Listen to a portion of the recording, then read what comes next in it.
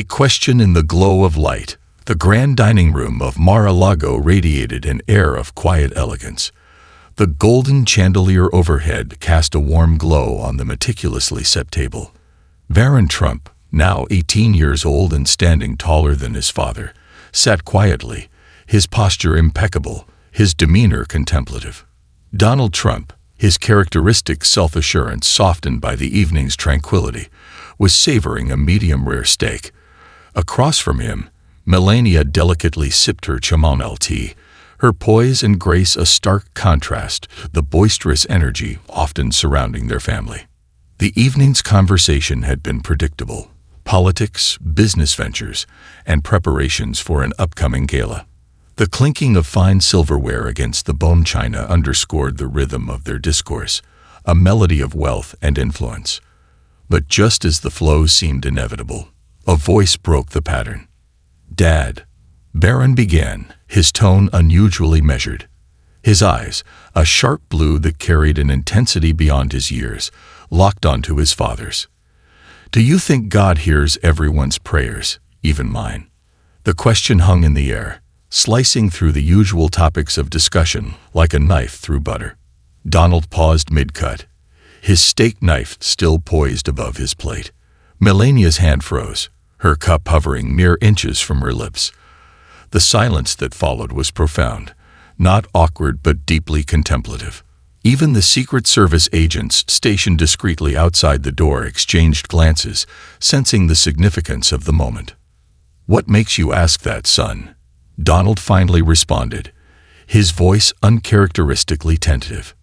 Barron hesitated, his fingers fidgeting with the hem of the linen napkin on his lap. I don't know. I've been thinking about it a lot.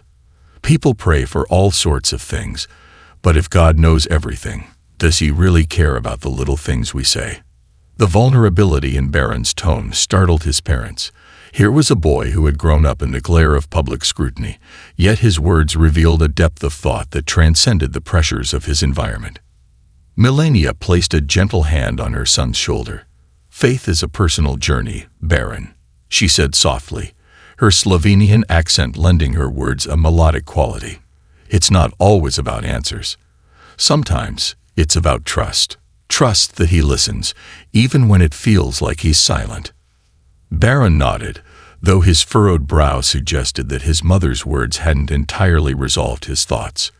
But if he's always listening, then why do so many bad things happen? Why doesn't he stop them? Donald leaned back in his chair, the weight of his son's question evident in his expression. "Life isn't simple, Barron," he said after a pause. "People make choices, good ones, bad ones. God doesn't force us to do anything. He gives us free will, and with that comes responsibility." The answer, though earnest, didn't seem to satisfy Barron. He leaned back in his chair, his gaze fixed on the ornate ceiling above. Melania and Donald exchanged a glance, their concern for their son growing. This wasn't just a passing thought. It was a question that seemed to grip his soul. That night, after the house had settled into silence, Barron lay awake in his room. The moonlight filtered through the curtains, casting shadows that danced across the walls. He stared at the ceiling, his mind swirling with questions too large for words. Unable to find peace, he reached for his tablet and began to search. Stories of miracles, heartbreak, and faith filled the screen. He read about people who had experienced incredible moments of grace and others whose prayers seemed to go unanswered. A story about a young boy who overcame cancer through sheer resilience moved him deeply. Another, about a family reunited after years of separation, left him wondering if faith had played a role in their story. Down the hall, Donald paced in his private quarters. "Melania," he said quietly, his voice tinged with worry. "He's growing up too fast. That question tonight, it's not something a kid his age should have to wrestle with." Melania smiled gently, her gaze soft but resolute. "Barron isn't just any boy, Donald. He feels deeply, thinks deeply. Maybe this is a moment for us to guide him, to show him a different side of faith." Before Donald could respond, a soft knock came at their door. They turned to see Barron standing in the doorway, his eyes glistening with unshed tears. "Mom, Dad," he said quietly, his voice barely above a whisper, "do you think I could help someone believe again?" For a moment, neither parent spoke. The vulnerability in their son's voice moved them in a way they hadn't expected. Melania opened her arms, and Barron rushed into her embrace. Donald stood by, silent but deeply moved, a feeling of awe washing over him as he watched his son wrestle with questions of faith and purpose.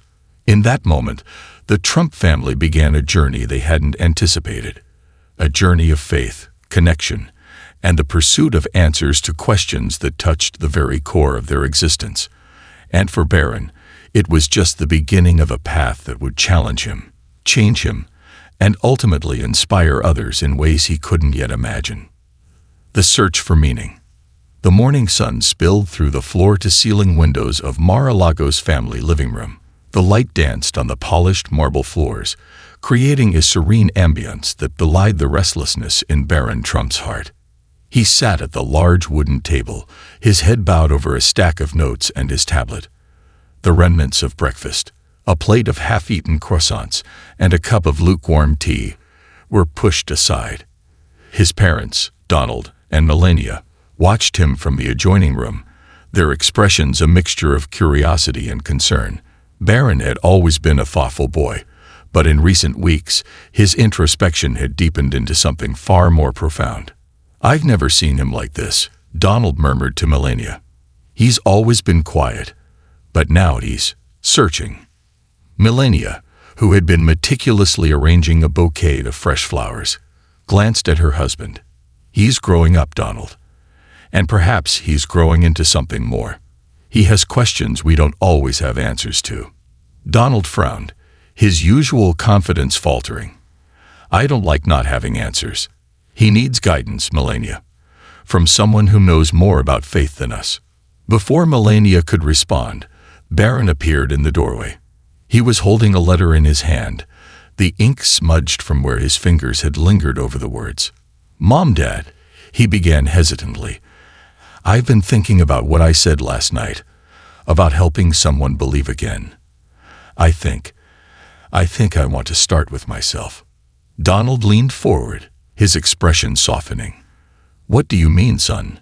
Barron hesitated, then sat down across from his parents. "I've been reading stories. People talk about miracles, about feeling like God spoke to them, but I've never felt anything like that. How can I help someone else believe if I don't even know what that feels like?" Melania reached out, placing her hand over his. "Faith doesn't always come as a feeling, Barron. Sometimes it's a choice, a decision to believe even when you don't see or feel anything." Barron nodded slowly, but his eyes remained clouded. "Then how do I start? How do I find God?" Donald, who rarely spoke about spiritual matters, cleared his throat. "Finding God isn't about searching in books or online, Barron. It's about living. Look at the world around you, the people in it. Sometimes God shows himself through them." The room fell silent as Barron absorbed his father's words. Finally, he stood, his resolve evident. "I want to meet people who felt God, who've experienced him. Maybe if I see it through their eyes, I'll understand better." A journey begins. Over the next few days, the Trump household buzzed with quiet determination. Donald, true to his nature, took immediate action, making calls to religious leaders, scholars, and community organizers. Melania offered her calm support, helping Barron map out potential visits and experiences that could deepen his understanding of faith. Their first stop was a small, unassuming church in the heart of Miami. It was a far cry from the opulence Barron was used to, but as they stepped inside, the warmth of the congregation enveloped them. The pastor, an elderly man named Reverend Samuel, greeted them with a gentle smile. "Welcome," he said, his voice rich with sincerity. "Barron, I understand you're searching for something." Barron nodded, feeling suddenly shy under the Reverend's kind gaze. "I want to understand faith," he said simply. Reverend Samuel gestured for him to sit. "Faith isn't a science, young man. It's a relationship. Tell me, what do you believe in? Barron hesitated, then answered, I believe in doing good, in helping others, but I don't know if I believe in more than that. The Reverend smiled. That's a good start. Faith begins with the smallest seed, a desire to do good, to connect with something greater than yourself. Their conversation lasted hours, touching on topics from forgiveness to purpose. Barron listened intently, his heart and mind open in a way he hadn't experienced before. As they left the church that evening, he felt a flicker of something he couldn't quite name. Hope, perhaps, or the beginning of understanding. A meeting that changed everything. The next stop on Barron's journey took the family to a homeless shelter in downtown Miami. It was a stark contrast to the luxury they were accustomed to. The building was weathered, its walls marked with signs of wear and tear. Inside, the air was thick with a mixture of food, cleaning supplies, and the faint undercurrent of desperation. Barron approached a woman sitting alone at a table. She was older, her face lined with years of hardship, her eyes shadowed by sorrow. Despite this, she greeted him with a soft smile. Hi, Barron said, his voice tentative. I'm Barron. Can I sit with you? She nodded, and they began to talk. Her name was Miriam, and her story was one of heartbreak and resilience. She had lost her husband and son in a car accident years ago, and her grief had driven her to the streets. Yet, despite everything, she spoke of moments of grace, strangers who had shown her kindness, fleeting moments where she felt the presence of something greater than herself. Do you still pray? Barron asked, his curiosity genuine. Miriam smiled faintly. Every day. Not for miracles, but for strength. And sometimes, I think God answers in the form of people like you. Her words struck a chord in Barron. For the first time, he began to see faith not as an abstract concept, but as something tangible, something lived and shared. Reflection. That night, back at Mar-a-Lago, Barron couldn't sleep. He sat by the window, staring out at the moonlit ocean. His thoughts were a whirlwind of everything he had experienced that day. His parents found him there, deep in thought. Melania sat beside him, her presence a quiet comfort. Donald stood by the window, his gaze thoughtful. You're starting to see it, aren't you? Donald said quietly. Barron nodded. Faith isn't just about believing in God. It's about believing in people, in goodness, in something bigger than yourself. Melania smiled, brushing a strand of hair from her son's face. You're beginning to understand, Barron, and that understanding will guide you as you continue your journey. As the night deepened, Barron felt a peace settle over him. He didn't have all the answers, far from it. But for the first time, he felt like he was on the right path. And that was enough. Seeds of hope. The soft Florida sunrise bathed the Mar-a-Lago estate in hues of gold and pink, signaling a new day. Inside the sprawling residence, Barron Trump sat at the edge of his bed, a journal open on his lap. His pen hovered above the page, the words he wanted to write refusing to take shape. For days now, he had been wrestling with an idea, something that had taken root after his conversations with Reverend Samuel and Miriam at the homeless shelter. Barron felt a pull to do more than just visiting places and listening to stories. He wanted to act, to create something tangible that could ripple outward, touching lives beyond his immediate reach. But how? The question nagged at him as he walked into the dining room where Donald and Melania were waiting for breakfast. The scent of freshly brewed coffee and warm croissants filled the air. Morning, Donald greeted, his tone unusually light. You look deep in thought, son. Barron nodded, taking a seat across from his father. I've been thinking. I want to do more than just talk to people. I want to help them in a real way. Like, create something that lasts. Melania, always perceptive, leaned forward. What do you have in mind? Barron hesitated, then spoke with growing confidence. I want to start a foundation. Something that brings hope to people, kids in hospitals, families who've lost everything, people like Miriam. A way to connect with them, show them that someone cares. Donald raised an eyebrow, intrigued. A foundation, huh? That's a big idea, Barron. Do you know what that entails? Barron nodded. I don't know everything, but I want to learn. I just feel like maybe this is what I'm supposed to do. The room fell silent as his parents exchanged a glance. Donald, rarely one to show emotion, felt a swell of pride he couldn't quite express. Melania, her eyes glistening with unshed tears, reached out to squeeze her son's hand. If this is what you want, Barron, she said softly, we'll help you.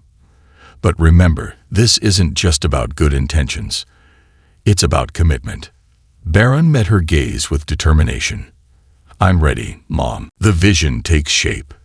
The following days were a flurry of activity. Donald called in a team of advisors, lawyers, and public relations experts to help Barron shape his vision into reality. Meetings were held in the estate's grand study, where Barron sat at the head of the table, listening intently as plans were laid out. What's the mission? One of the advisors asked during their first meeting.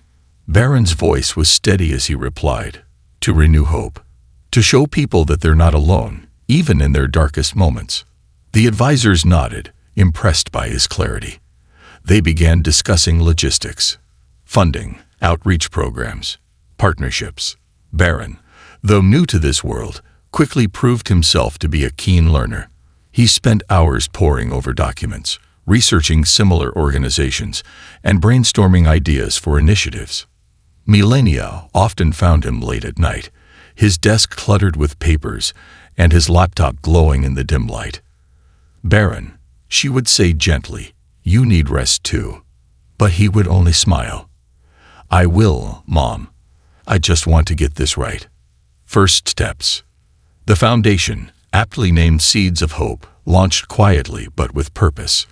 Instead of grand announcements or flashy events, Barron insisted on starting small. Their first initiative was a visit to a children's hospital in New York City.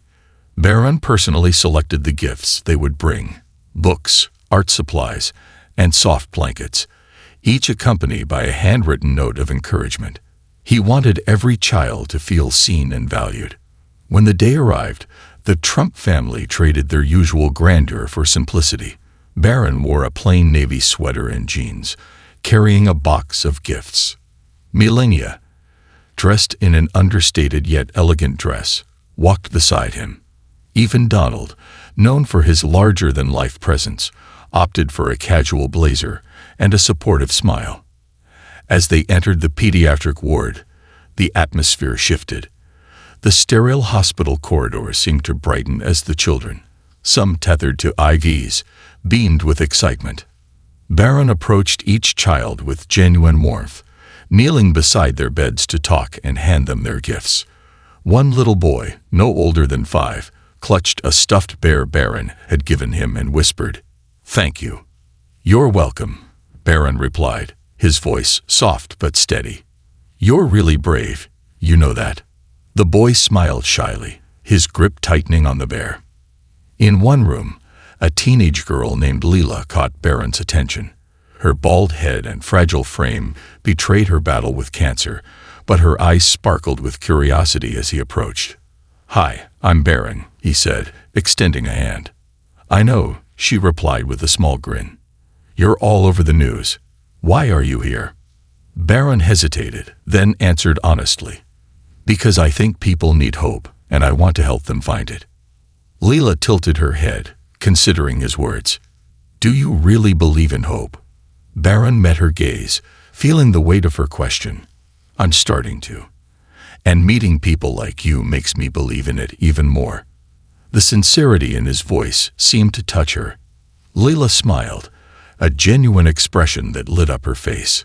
"Maybe you're right," she said softly. A ripple effect. The visit to the hospital had an impact far beyond what Barron had anticipated. Videos of his interactions with the children went viral, sparking a wave of positivity on social media. The hashtag #SeedsofHope began trending, accompanied by messages from people around the world who had been inspired by Barron's efforts. But Barron remained focused on the work.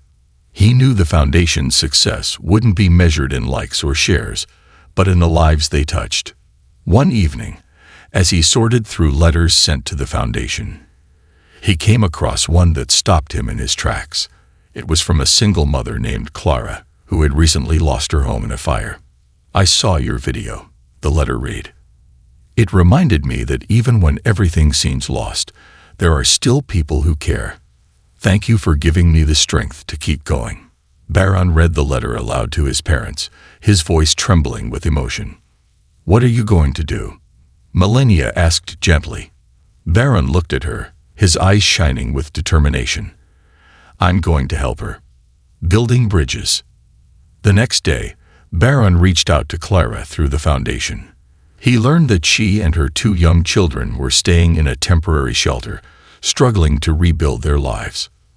With his parents' support, Barron arranged for Clara to receive financial assistance from the foundation, as well as connections to resources that could help her find permanent housing and employment. When Barron met Clara and her children, the gratitude in her eyes was overwhelming. "I don't know how to thank you," she said, tears streaming down her face. "You don't have to," Barron replied. "Just know that you're not alone." As the Trump family drove away from the meeting, Barron felt a quiet sense of fulfillment. For the first time, he understood the power of planting seeds, small acts of kindness that could grow into something extraordinary. The journey was just beginning, but Barron knew one thing for certain. He was exactly where he was meant to be. A heart for the forgotten. The crisp autumn breeze rustled the palm trees outside Mar-a-Lago, their swaying fronds casting flickering shadows on the estate's expansive lawns. Inside, Barron Trump sat in the study, a thick stack of letters spread out before him. Each one represented a voice, a story, a plea for hope. He had been reading for hours, his pen poised as he jotted down notes on how seeds of hope could make a meaningful difference. One letter caught his attention. It was from a middle-aged man named Robert who had spent most of his life in prison. His words were raw and unpolished, but they carried a haunting sincerity. "I know I'm not the kind of person most people would want to help," Robert wrote. "I made mistakes, big ones, but I've spent the last 10 years trying to be better, to find peace. Sometimes I wonder if people like me deserve hope at all." Barron read the letter twice, then a third time. He felt a pang of sadness, but also a flicker of determination. If Seeds of Hope was truly about reaching those in their darkest moments, then Robert was exactly the kind of person they needed to help. He brought the letter to his parents during dinner that evening. "I want to meet him," Barron said, his tone resolute. Donald Trump looked up from his plate, his expression a mixture of surprise and pride. "A man in prison?" he asked. "Yes," Barron replied. "If we're serious about giving hope to everyone, we can't pick and choose who deserves it. Everyone deserves a second chance." Melania reached across the table, placing a gentle hand on her son's arm. "It's a noble idea, Barron, but meeting someone in prison isn't simple. There are risks." "I know," Barron admitted, "but I think it's worth it." Donald leaned back in his chair, studying his son. "If you're this committed, I'll make the calls. We'll figure it out." A meeting behind bars. A week later, arrangements were made for Barron to visit the correctional facility where Robert was serving his sentence. It was a stark gray building, its high fences topped with razor wire. The atmosphere was heavy, a palpable sense of regret and resignation hanging in the air. Barron entered the visitors area, accompanied by 2 Secret Service agents who stayed discreetly in the background. He wore a simple black sweater and jeans, wanting to avoid the appearance of privilege. When Robert was brought in, Barron was struck by how ordinary he looked. His graying hair and tired eyes told the story of a man who had seen too much, yet his handshake was firm, his demeanor respectful. "Thank you for agreeing to meet me," Barron said as they sat across from each other at a metal table. "I wasn't sure you'd actually come," Robert admitted. "Not many people do." Barron smiled faintly. "I read your letter. It moved me. I wanted to hear your story in your own words." Robert hesitated, then began to speak.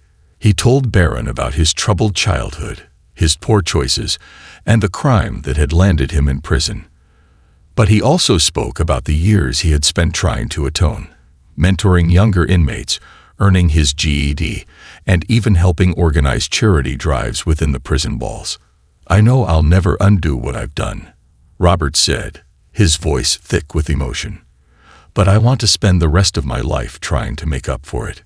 Barron listened intently, his heart heavy yet inspired by Robert's sincerity. When their time was up, he reached across the table to shake Robert's hand again. "You deserve hope, Robert," Barron said firmly. "And I think you're already on your way to finding it." Sparking change.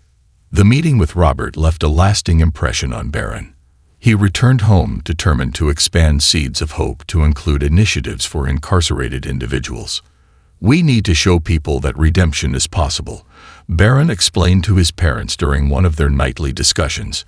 "We can start programs that provide education, job training, and counseling for inmates. We can give them a path forward." Donald raised an eyebrow, impressed by his son's vision. "That's a bold idea, Barron. It'll take resources and partnerships, but I think it's worth pursuing." Melania nodded in agreement. Redemption is a powerful thing. If we can help even a few people turn their lives around, it will be worth it. Barron threw himself into the project with his characteristic focus. He met with prison reform advocates, educators, and even former inmates who had successfully reintegrated into society. He listened to their stories, taking notes and absorbing their insights.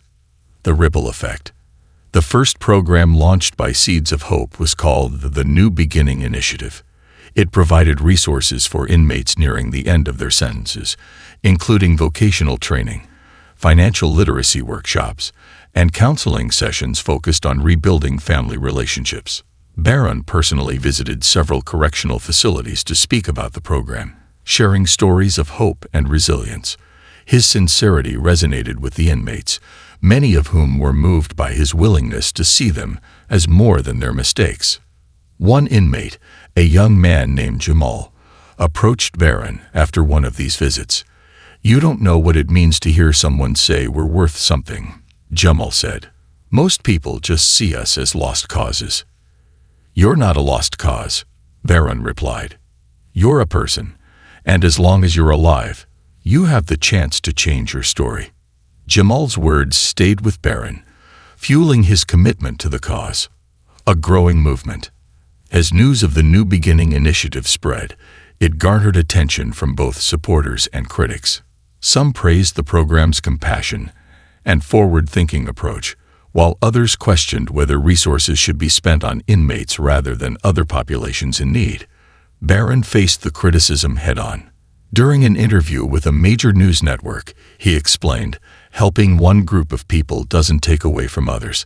Hope isn't a finite resource. It grows the more we share it." The foundation received a surge of support after the interview, with donations pouring in and partnerships forming with organizations across the country. A personal milestone.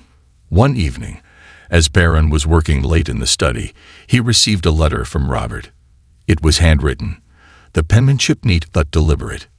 "Barron," the letter began, "I wanted to thank you for believing in me. I started mentoring younger inmates again, helping them prepare for life after prison. Your visit reminded me that even here, I can make a difference. You gave me hope when I thought I didn't deserve it." Barron read the letter twice, his heart swelling with emotion. He showed it to his parents, who were equally moved. "You're changing lives, Barron," Melania said softly. "And not just theirs, ours too." Donald placed a hand on his son's shoulder. "You've got something special, son. Keep going. The world needs more of this."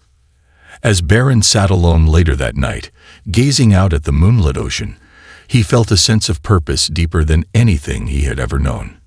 He didn't have all the answers, but he was beginning to understand that the act of planting seeds, of hope, of kindness, of redemption, was a calling worth dedicating his life to. And in that quiet moment, Barron made a promise to himself, to keep sowing those seeds, no matter how long it took for them to grow. Barron Trump's profound question about God stuns Donald and Melania. An emotional journey. How Barron Trump's question about faith left Donald and Melania speechless. A heartwarming story. Barron Trump's life-changing question on God that touched Donald and Melania's hearts. YouTube video description. Prepare to be moved by this touching and powerful story of Barron Trump as he asks a profound question about faith that leaves Donald and Melania Trump speechless. In this emotional journey, we explore themes of family, spirituality, and the universal search for meaning and hope. This inspiring narrative delves into life-changing moments, resilience in the face of uncertainty, and the courage to ask the questions that truly matter. A story filled with heartwarming connections and uplifting reflections. This is a must-watch for anyone seeking motivation and hope.